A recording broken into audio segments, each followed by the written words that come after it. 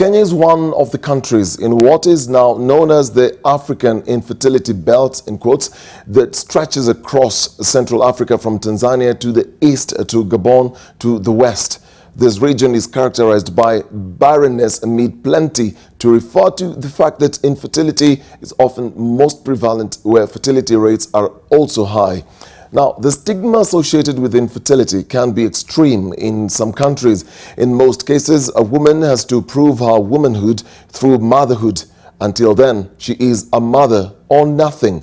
Her place in marriage precarious. In Kenya, 3 out of 10 women risk being divorced or separated due to fertility issues. And even though infertility affects both men and women, the women often bear the emotional stigma of a couple's infertility. NTV's Eunice Omolo sat down with women who opened up about the shame of infertility and shares their story in our special feature tonight, Cries of the Womb. What nature paints as beautiful and desirable, to others it is anything but. These are sounds that some have not been lucky to hear from their own. The coming of new life is a source of joy, laughter and celebrations. To others, it represents the fading of the dream and desire that remains just that, and a cry of the womb.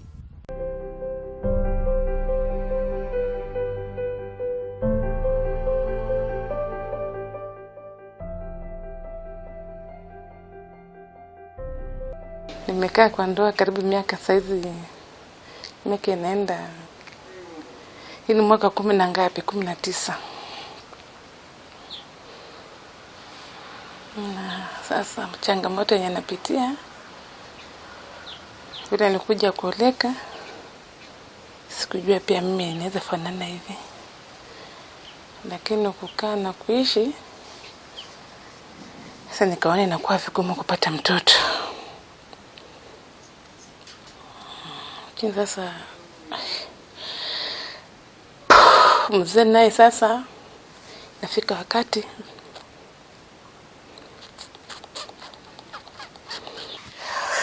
mzee mwenye nakaa na yeye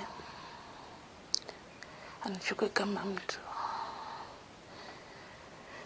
anandharau. Nilifika wakati sasa nikasema mimi dunia inaniacha. Mzee akitoka huko, huyu mtu hazai, huyu mtu anajazia choo. Nilikwambia uende, umekatalia hapa. Nini unatakanga hapa? Sijui nitoto kwa nyumba mabati ndio uende. Mary got married as a second wife. The first wife had already bore their husband 9 children. Her duty was to add the man's brood. She and her husband wanted 5. She fell short of the target. Indeed, she missed it all, and from that place of hope, she has fallen to the subject, an easy target of insults and derogatory remarks from the husband. Nilichukua nguo akatupa nje, akaniambia nitoke. Nafanyanga nini hapa? Tena nikachukua nguo tena nikarudisha kwa nyumba. Lakini mimi ndani ya moyo wangu sina neno. Yote namwachia Mungu.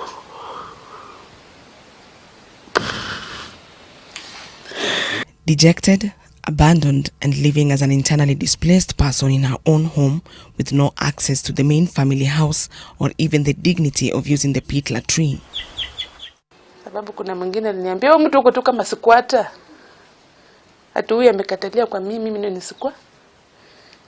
Amekatalia kwa mtu squatter, siku moja atafanya nini? Ataenda. Hata kulima. Kuna hata choo saizi, hata borafa kija sina choo. Hata tu njia, mnaona mmepitia kwa wenyewe. Hata hiyo jukwaa vile mnaiona hapa hivyo. Mmengoja mimi mwenyewe nitengeneze.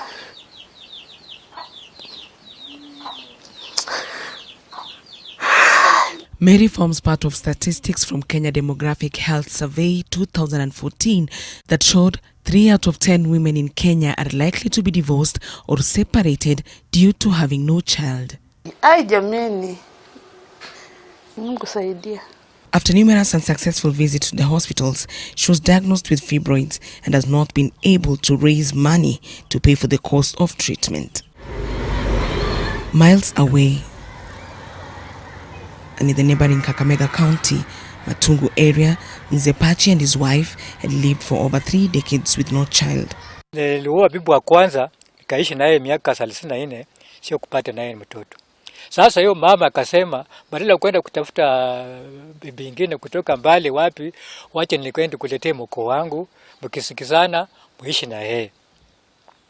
Kweli akaenda akaleta, tukasikizana na yeye msichana huyo. Kweli tukazaa, Mungu akasaidia, tukapata watoto. Watoto wangapi? 3. Sasa waine ndiye alikufa na yeye utumbo yake. As like many polygamous marriages, the script did not follow as planned. Sasa kuanzia hapo kitu naitwa sasa imeleta shida. Walikuwa wasikizani na yeye sasa huyo. Imbalika, tumesema imbalika uchungu. Oh, sasa huyu nimeleta tena anataka kutawala hapa. Hii mtu alikuwa sasa kufa hivyo nini? Sasa maneno mengi imeingililia hapo. Things went from simmer to boil, with death threats looming in the village. Kuplan kutafuta watu waue familia yote yangu. Kweli walikuwa wanatengeza ni uwe watoto 2 na mimi na mama, watu 4. Lakini bahati mzuri sisi kitahuzurika. Mimi na mtoto. Ilikuwa tu flat, watu wakuja asubuhi tumetambaa tu hapo hivyo. Hiyo plani ilikuwa hivyo. Research conducted by the Ministry of Health in conjunction with the United Nations Population Fund, UNFPA, in 2007, the national fertility rate in Kenya stood at 11.9%, as the fertility rate in the country goes lower. It has been increasing, the infertility problem. The fertility rates in our county and the country has been on the decline. And I think as a country now, our fertility rate is at about 3.74 children per woman, which is contrary to a few years back.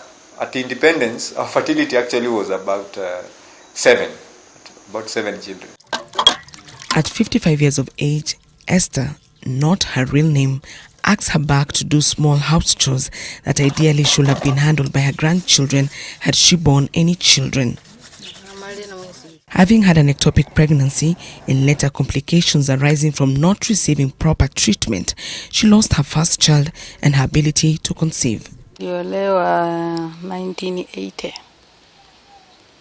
na 81 nikapata mimba, ikafika miezi 2.5 na nilikuwa ati ilikuwa ndani ya nje ya nini ya wakaenda Miasu wakafanya operation, na hiyo operation ni kama wali nini sio naitwanga aje kufumamia ye wenye walifanya operation ni kama wali nini hawakunifanya vizuri. And there, her dream of ever bearing her own children vanished. The couple was left with the sole consultation they knew best. None of the visits bore any fruit. Mzali jaribu, hata wakanga tulifika, tukaenda. Si mkanga anakuambia tu kunywa hii dawa miezi ngapi utapata, ikaisha tu hivyo.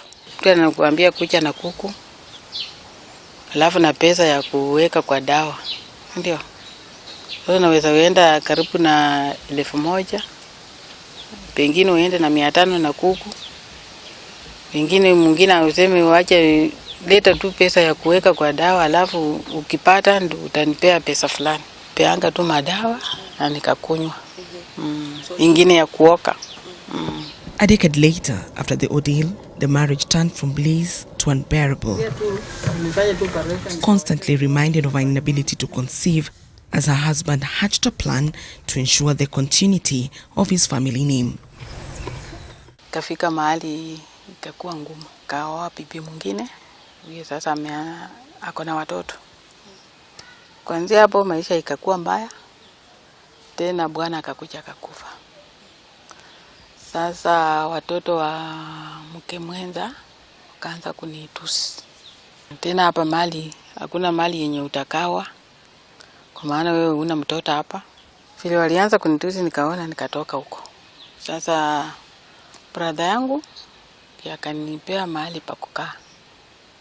Kanipea kwa pesa kidogo nikafungua hapa business. The second wife became the queen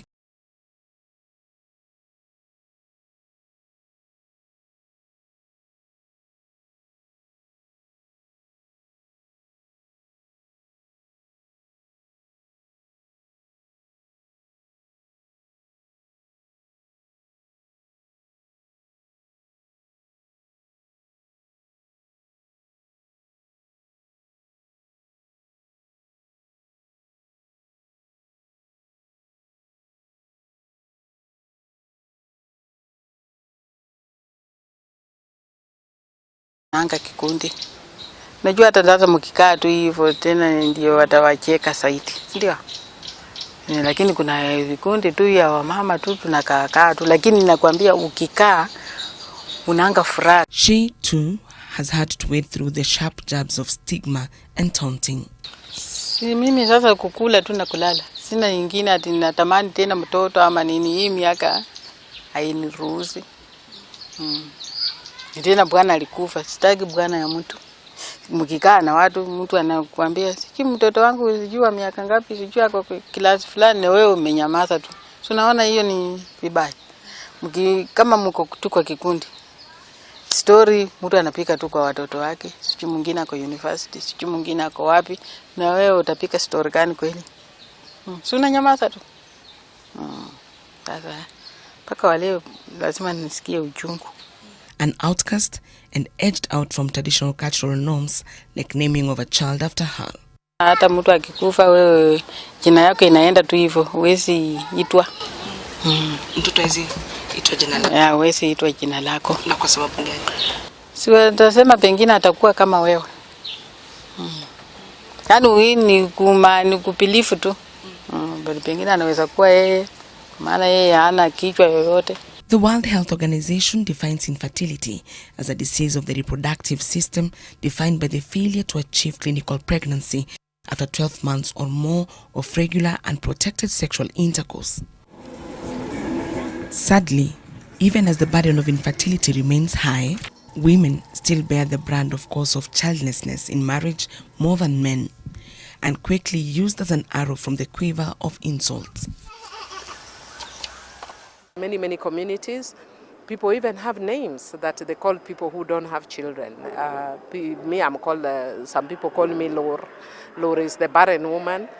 When I disagree with the people on Facebook, some people come into Facebook and say, that's why God has not blessed you with children, that's why you are barren. Like it's a big deal about not having children.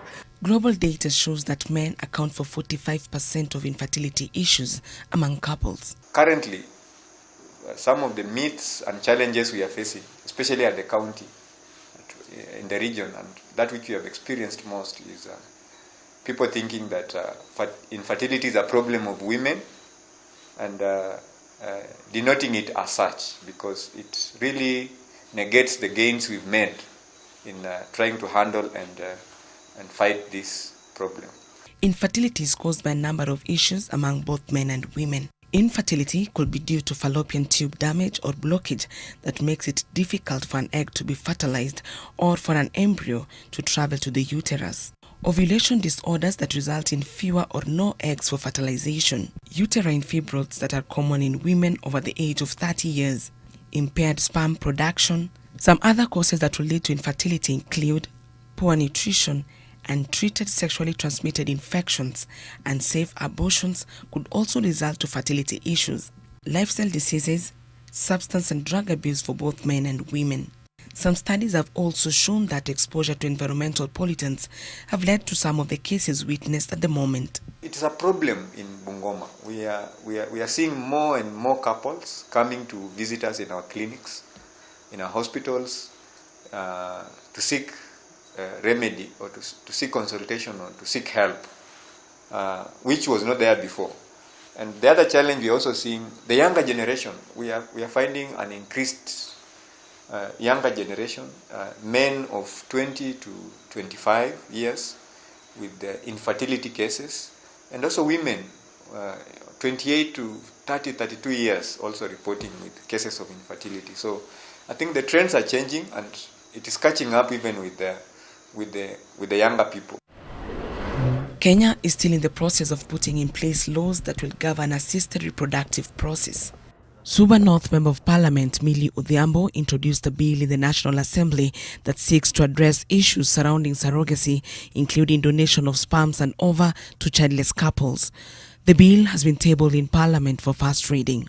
The reasons that I brought it is because the High Court directed Parliament to come up with such a law, because the courts were being confronted with a lot of cases of people who after, especially on surrogacy, somebody agrees to carry the baby, but once they carry, they love the baby, so they don't want to give it. And biologically, you find sometimes that baby is not their babies biologically. Couples with fertility issues have options and alternatives for adoption, surrogacy, or in vitro fertilization, among others. The latter is very costly for a majority, and the rest hampered by lack of clear framework to ensure its smooth flow. Sometimes it's not even litigation that you find the surrogate mother is agreeable. But then, how our system is that you have to then adopt the child legally, which is wrong.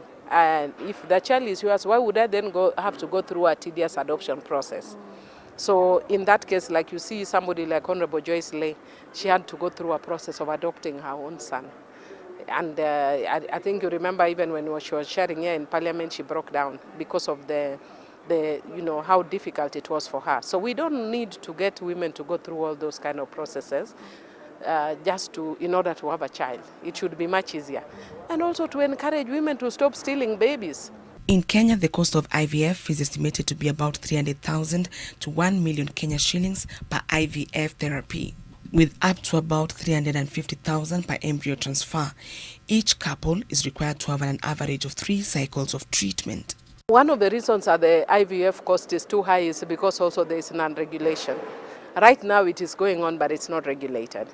And also the government facilities are not enabled by law to give IVF. So you see, if we pass the law, and I have said that we're actually encouraging every county government to set up a reproductive unit, and we'll be encouraging that every reproductive unit has an IVF center, because then it will help. It doesn't matter how few or how many the women or men are that are seeking. And one of the things that I discovered since I brought this bill is apparently so many people actually use assisted reproduction, but because of a stigma attached, people don't talk about it.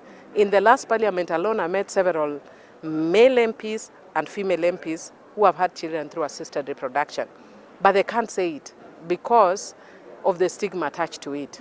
So if even us as leaders, we feel stigmatized in talking about it, what about ordinary people? So it would help if then we bring it closer to people so that they are able to get that sort of assistance. For now, these keep hiding from the darkest moments of their lives, with some hanging on to their faith and still hopeful that their wombs will be fruitful. As a doctor, I'm concerned because when you have a quarter of the population not being able to conceive, then we are thinking about our future generation. And it's a problem we have to combat quite aggressively, and especially for women and men, it affects families by a big degree, and they are not able to be productive human beings in the society because they wonder what's wrong with me or what's wrong with my system.